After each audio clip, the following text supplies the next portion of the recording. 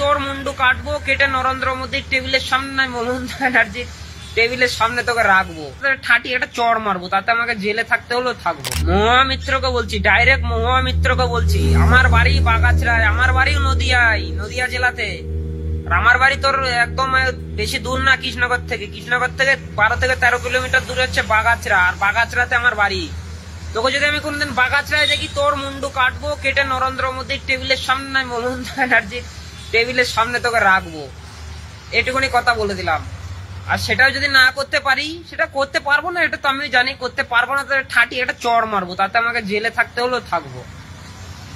তুই ভাই কে? তোকে অধিকারটা কে দিয়েছে এত বড় কথার? তুই কে হোস?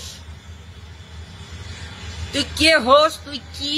সেই কথাটার উত্তর আমাকে দে। তোর কথাটার খানা অধিকার তোকে কে দিয়েছে এই কথাটা বলার? তুই কৃষ্ণনগরের এমএলএ, তুই কৃষ্ণনগরের নিয়ে কথা বলবি, আমি মানবো। তুই সারা ভারতের, সারা পৃথিবীর সব থেকে বড় গণতান্ত্রিক নেতা, গণতান্ত্রিক দেশ হচ্ছে ভারত, সেই ভারতের গৃহমন্ত্রীকে তুই বলছিস তার মুন্ডু কেটে নরেন্দ্র মোদীর টেবিলের সামনে রাখবো? তো সাহসটা কত বড়? তাহলে চোর কুতাকার তুই একখানা। কি নাম জানেন ছেলেটার? কি নাম জানেন? ছেলেটার নাম এসকে শামীম। এসকে শামীম। তো যাই হোক, ভিডিওটা যখন আমার কাছে ফার্স্ট টাইম এসছে, আমি কিন্তু নিজেও অবাক হয়েছি। এসকে শামীম মহুয়া মিত্রর বিরুদ্ধে কথা বলছে, তাও আবার অমিত শাহর জন্য। এটা ভাবা যায় ভাই? আমার ওপিনিয়ন যেটা আমি ভাই বলবো, একদমই ভাবা যায় না। এসকে শামীম বলবে মহুয়া মিত্রকে তোমার এই করে দেবো, ওই করে দেবো, সেই করে দেবো। এটা হাস্যকর হলেও সত্য ভাই। তোমরা দেখতে পাচ্ছ, এটা অনেকের কাছে মনে হবে এটা হাস্যকর, নট হাস্যকর হলেও কিন্তু সত্য। তুমি দেখতে পাচ্ছ যে মহুয়া মিত্রকে বলছে যে এই করে দেবো, সেই করে দেবো, ওই করে দেবো। পুরো বিশ্বের সবচেয়ে বড় গণতান্ত্রিক দেশ হলো আমাদের ভারত, হিন্দুস্তান, ইন্ডিয়া। আর সেই মহুয়া মৈত্র সেই ভারতের মন্ত্রীকে বলছে যে কেটে দেবো, এই করে দেবো, সেই করে দেবো। আর তার হয়ে তোমার বলছে এসকে শামীম, যেটা হলো মহুয়া মৈত্রর একদম নিজস্ব ভোট, মহুয়া মৈত্রর ঘরের ভোট, মহুয়া মৈত্রর বাড়ির লোকের ভোট, মহুয়া মৈত্রর অন্ধ ভোট, তারাই কিন্তু এখন মহুয়া মৈত্রকে দিচ্ছে চরম হুঁশিয়ারি।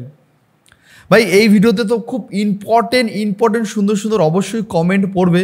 যদি এসকে শামীম তোকে আবার লোকে গালাগালিও দিতে পারে। আমি না, অনেকে ভাবে কি দাদা মানে কমেন্টগুলো দেখে তারপরে মানে আমাদের দেখায় না। আমি কিন্তু তোমাদের সঙ্গে সঙ্গে কমেন্টগুলো দেখি, রিয়েলি তোমাদের সঙ্গে সঙ্গে কমেন্টগুলো। এখন কমেন্ট বক্সটা তোমাদের কাছেও যেমন একটা সারপ্রাইজের মতন, আমার কাছেও ঠিক অতটাই সারপ্রাইজের মতন। দেখি না মানুষ কী লিখছে, এটা একটা মজা লাগে ভাই, এটা একটা আলাদা লেভেলের মজা লাগে, জানি না কেন এই মজাটা লাগে। এবার ব্যাপারটা হলো যে দেখো, ফার্স্ট কথা হলো মহুয়া মৈত্র বর্তমান সময় যে বাংলার মতন জায়গায় যে একটা কূটনীতি করার চেষ্টা করছে, বাংলার মতন জায়গায়, যেমন এই যে কয়দিন আগে কোনো একটা মিটিংয়ে গিয়ে বলছে তুলসী মালা পরে চলে আসেন ভিক মাংতে, আপনাদের 200 টাকা বেশি দেয়, তাও ভোটটা আমাদের দেন না। 200 টাকাটা বড় কথা না, কর্মসংস্থানটা বড় কথা। রাজ্যে কোথায় বেকার ছেলেরা জোম্যাটো সুইগি করে, এই চলছে রাজ্য কর্মসংস্থান। বেকার ছেলেরা পড়াশুনো করে ফ্লিপকার্টে কাজ করে, প্যাকিংয়ের কাজ করে। বেকার ছেলেরা ট্রেনে হকারি করে, রঙের কাজ করে। রাজ্যে এই চলছে। আর যারা একটু, যাদের টাকা পয়সা আছে, যাদের বাবার একটু সোর্স আছে, টাকা পয়সা আছে, তারা ঘুষফুস দিয়ে কোনো একটা হসপিটালে ডোমের কাজ, কোনো একটা হসপিটালে দারোয়ানের কাজ, কোনো হসপিটালে সিকিউরিটির কাজ। আবার যারা একটু বেশি ঘুষ দিতে পারে, তারা হসপিটালের মানুষকেই উপরে এক্সপেরিমেন্ট করে একজন দুজনকে উপরে পাঠিয়ে তারা হয়ে যায় ডাক্তার। তো এই চলছে। আবার যারা হতে যায় ইঞ্জিনিয়ার, তারা সরকারের আজকে এখানে একটা পোল ভাঙে, ওখানে রাস্তা ভাঙে, এই ভাঙাচোরা সরকারের ক্ষতিমতি করে তারা হয়ে যায় ইঞ্জিনিয়ার। এই চলছে বর্তমান সময়ে। তোমার যদি ট্যালেন্ট থাকে মাংস রান্না করার, কিন্তু না, তুমি মাংস রান্না করবে না, কাল থেকে তুমি বিরিয়ানি দোকান, বিরিয়ানি রান্না করতে হবে, যেমন হয় হোক ভাই, রান্না তোমার করতে হবে ভাই। বিরিয়ানি রান্না তুমি শেখোনি, কারণ তুমি বিরিয়ানি রান্নার শেফ তোমাকে বানাবে তোমার টাকাটা, যে আমি বিরিয়ানি রান্না করতে পারি। তো ঠিক তাই, যে ডক্টর না তাকেও বলা হয় ডক্টর। দেখো এখনকার তোমরা যত সরকারি হসপিটালে গিয়ে দেখবে, হসপিটালের অবস্থাটা কী পরিমাণে খারাপ, কী পরিমাণ। ওখানে সাধারণ মানুষ, আমাদের মতন সাধারণ মানুষ তো হসপিটালে যেতেই পারে না, এত পরিমাণে হসপিটালে খারাপ। মানে সাধারণ মানুষ হসপিটালে যেতে তারা ভাববে যে এইবার কি এখান থেকে বাড়ি ফিরে যেতে পারবো, নাকি এখানেই এবার আমার শেষ যাত্রা আমার যাবে এখান থেকে। কারণ হসপিটাল তো ভালো ডাক্তার থাকে না। হসপিটালে দেখবে ইমার্জেন্সি দেখবে সব জুনিয়র, আমার থেকে ছোটো ছোটো ছেলেমেয়েরা বসে থাকে, বুঝতে পেরেছো? তো এই চলছে বর্তমান সময় অবস্থা। জানি না এই সব অবস্থা জীবনও কোনোদিন ফিরবে কি ফিরবে না, এটা আমার একটা প্রশ্ন, যে এই অবস্থা কি জীবনও কোনোদিন ফিরবে, নাকি এইরকমই থাকবে সারা জীবন কি এইরকমই থাকবে? সিনিয়র ডাক্তাররা যায় কোথায়? হসপিটালে শেখে, তাদের লাখ লাখ টাকা মায়না থাকে, তারা হসপিটালে থাকে না। যাই হোক বন্ধুরা, আমি টপিকটা অন্যতে চলে গেছি। এসকে শামীমের কথা একটু শুনি। দেখো এসকে শামীম কি বলছে, দেখো লিখেছে এমপি মহামিত্রকে চ্যালেঞ্জ করলাম। ঠিক আছে, এই এসকে শামীমের চ্যালেঞ্জ তো ভাই আমি অবাক হয়ে গেলাম। মহামিত্রকে বলছি, ডাইরেক্ট মহামিত্রকে বলছি, আমার বাড়ি বাগাছড়ায়, আমার বাড়িও নদিয়া জেলাতে। আমার মনে হচ্ছে কি এই ছেলেটাকে এখনো অ্যারেস্ট হয়নি। মহামিত্র ফোন করে ওই থানা ওসিকে বলে, নে ওসি ওই বাগাছড়া নদিয়া কোথায় যা, বেশি দূরে না কিন্তু, ওখান থেকে তাদের ওকে তুলে নিয়ে ওকে তুলে একটা উচিত শিক্ষা দে, নাহলে কিন্তু ওসি তোর অবস্থা কিন্তু খারাপ করে দেবো, তাড়াতাড়ি যা। কারণ মহামিত্র যেরকম মেয়ে নিশ্চয়ই তোমরা জানো, মহামিত্র যেরকম কোয়ালিটির মেয়েই তো কদিন আগে কি চুমু দিল কাকে নিশ্চয়ই তোমরা দেখেছো, চুমু দিয়ে দিল ওটা হাসতে হাসতে, মানে সেসব সত্যি, মানে এগুলো হাসবো না কাঁদবো না, নাকি উনি অজ্ঞান হয়ে পড়ে যাচ্ছিলো রাহুল গান্ধীর কোলে, রাহুল গান্ধীর ওকে ধরে নিয়ে গেল বাসে করে, মানে কতটা নারকীয় সুন্দর করে এটা তৈরি করলো। যে এগুলো দুনিয়াকে দেখাতে হবে যে আমাদের কি অত্যাচার করছে, দেখো দেখো দেখো আমাদের এত অত্যাচার করছে, আমরা অত্যাচার সইতে পারছি না, আমরা কোথায় যাবো, কার কাছে বলবো। তাই আমরা এখন কারো কাছে যাওয়ার দরকার, আমরা মিডিয়ার কাছেই বলবো, আর মিডিয়ার কাছে শুয়ে পড়বো, আমরা তারপর ওখানে একটা মাঝখানে একটা চুমু দিয়ে দেবো। ঠিক আছে ভাই, বলে না যে দোষ যদি কেউ করে না ভাই, কোথাও না কোথাও সে একটা প্রমাণ রেখে দেয়। তো সেটাই হলো যে মহামিত্র যে নাটক করছিল তারও একটা প্রমাণ সে নিজেই দিয়ে দিয়েছিল। ভাই বর্তমান সময় এই অবস্থা চলছে ভাই। আমার বাড়ি তোর একদম বেশি দূর না, কৃষ্ণনগর থেকে 12 থেকে 13 কিলোমিটার দূরে হচ্ছে বাগাছড়া, আর বাগাছড়াতে আমার বাড়ি। তোকে যদি আমি কোনদিন বাগাছড়ায় দেখি, তোর মুন্ডু কাটবো, কেটে নরেন্দ্র মোদীর টেবিলের সামনে, মমতা ব্যানার্জির টেবিলের সামনে তোকে রাখবো। ভাই এই যে ছেলেটা কথাটা বলেছে না, এই কথা বলার জন্য কিন্তু সাহস থাকা চাই। আর আমি চাইবো যারা যারা আমার ভিডিও দেখো তারা কখনো এইরকম টাইপের কথা, এইরকম টাইপের থ্রেট কখনো কাউকে দেবে না, কখনো কাউকে দেবে না। তোমার প্রতি যদি কারো রাগ থাকে সেটা তুমি সময়ের অপেক্ষা করো, একটু সময় ধৈর্য ধরো, সময়ের অপেক্ষা করো, নয়তো তুমি লিগাল স্টেপ নিতে পারো। তো এইভাবে কাউকে ঠেট দিলে কি হতো, এতে তুমি হয়তো ফেসে যেতে পারো। যাই না এই ছেলেটাকে এখনও কি আদৌ ছেলেটা নর্মালভাবে ঘুরে বেড়াচ্ছে, নাকি ছেলেটাকে এখনও অব্দি থানায় নিয়ে ওকে পানিশমেন্ট দেওয়া হয়েছে কি আমার জানা নেই। বাট একটা কথা ভাবো, অমিত শাহ এই লেভেল, মহামিত্র এই লেভেল। ঠিক আছে, মহামিত্র অমিতকে ধরার জন্য বলেছে, এই ছেলেটা আবার মহামিত্রকে বলেছে, বলো তো তুমি যতই যা ছাড়ো, একটা কথা আছে পাপ ছাড়া না বাপকে। ঠিক আছে, এটা বাস্তব কথা। মহামিত্র বলছে অমিত শাহকে, আর এসকে শামীম বলছে মহামিত্রকে। এটাই হলো বর্তমান সময়ের পরিস্থিতি।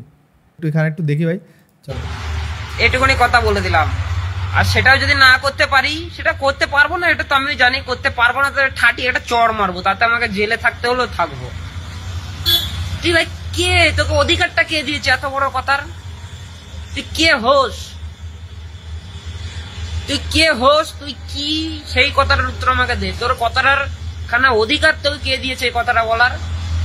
তুই কৃষ্ণনগরের এমএলএ, তুই কৃষ্ণনগরের নিয়ে কথা বলবি, আমি মানবো। তুই সারা ভারতের, সারা পৃথিবীর সব থেকে বড় গণতান্ত্রিক দেশ হচ্ছে ভারত, সেই ভারতের গৃহমন্ত্রীকে তুই বলছিস তার মুন্ডু কেটে নরেন্দ্র মোদীর টেবিলের সামনে রাখবো? তো সাহসটা কত বড়? তাহলে চোর কুতাকার তুই একখানা। মানুষ কিন্তু জাগছে, মানুষকে দেখো, মানুষকে সংখ্যালঘু হলেও তাদেরকে দিনের পর দিন ভোটের নামে, ধর্মের নামে বোকা বানানো যাবে না। মানুষ আস্তে আস্তে বুঝতে শিখছে, মানুষ আস্তে আস্তে বুঝছে। চলো ভাই কমেন্ট বক্সটা একটু পড়ি, কমেন্ট বক্সের জন্য তোমরা ওয়েট করে আছো আমি জানি। এখানে লিখছে দারুণ দিয়েছো গুরু, এই নামটা দেখো জয় কৃষাণ দাস, এই যে মোদির অন্ধভক্ত তারকাটা। ঠিক আছে, এখানে বলছে, বললাম জানি তো একে গালাগালি করবে। এখানে বলছে দেখো ঠিক বলেছো দাদা, এখানে বলছে দাদা তোমার ক্ষমতা আছে। ঠিক আছে, এটা সত্যি কথা ভাই, এটা সত্যি কথা, ক্ষমতা থাকলে ইম্পসিবল। আর দাদা তুমি হিরো। ঠিক আছে ভাই, যারা কেউ কারো কাছে ভালো, কারো কাছে কালো, কালো যাদের কাছে তারা গালাগালি করছে, কে চল সা ভাই, গালাগালি তো মানুষ করেছে, কারণ তুই ছিড়বি, তোকে তো মুন্ডু কাটা লাগছে। বলছে দেখো এখানে ছিড়ির ক্ষমতা নেই, মুন্ডু নিয়ে টানাটা নেই। এই হলো বর্তমান সময় অবস্থা। ভাই কমেন্ট কিন্তু ওকে গালাগালি করছে, আবার কেউ কেউ ভালোও বলেছে। মহুয়াকে যারা যারা দেখতে পারে না পার্সোনালি, তারা আবার একে সাপোর্ট করছে, একে ভালোবাসছে। কারণ মহামিত্র বর্তমান সময় এমনই একজন যোগ্য নেত্রী যাকে সবাই ভালোবাসে বর্তমান সময় দাঁড়িয়ে। এমন হিন্দুদের নিয়ে কুরুচিকর মাঝে মাঝে মন্তব্য করে, সেই জন্য অনেক হিন্দুরা একটু রেগে ফেগে আছে তার উপরে। সেটা কোনো ব্যাপার না ভাই, এটা হতেই পারে, পার্টিতে এটা হয়, আগে পরে একটু হয়, এটা হিন্দুরা মেনে নিতে পারে। বাট এটা যে মুসলিমরা হতো মেনে নিতে পারতো না, এটাই সবথেকে বড় কথা। তো যাই হোক বন্ধুরা, মহামিত্রকে নিয়ে এই ছেলের করা হুঁশিয়ারি, করা চ্যালেঞ্জ তোমরা কী চোখে দেখছো? মহামিত্রকে এই ছেলে যে একটা চরম হুঁশিয়ারি দিল, এইটা তোমরা কী চোখে দেখছো সেটা নিশ্চয়ই তোমরা কমেন্ট বক্সে কমেন্টে লিখো। তোমার সঙ্গে আবার দেখা হচ্ছে ঠিক 2 ঘন্টা পর। আর হ্যাঁ, যারা যারা এখনও এই চ্যানেলটাকে সাবস্ক্রাইব করো নি, লাল কালার বাটন টিপে চ্যানেলটাকে সাবস্ক্রাইব করো। তোমার সঙ্গে দেখা হচ্ছে ঠিক 2 ঘন্টা পর। আর শোনো, এই ভিডিওতে আমি লাইকটা গেছি মাত্র 300 লাইক আর 100 কমেন্ট করে তোমরা জানো যে ভিডিওর কোন পার্ট, কোন টপিকটা তোমাদের সবথেকে বেশি ভালো লেগেছে জানো। বাই বাই বন্ধুরা।